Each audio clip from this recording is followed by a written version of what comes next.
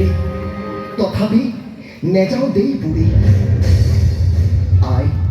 তোৰ পুত্ৰ শক্তিবন্ত আওৰাই লয় সময় আহিল যুদ্ধ জিলাৰ সেই মন্ত্ৰ আমি খাৰ খোৱা অসমীয়া আমি বোলো খাৰ খোৱা অসমীয়া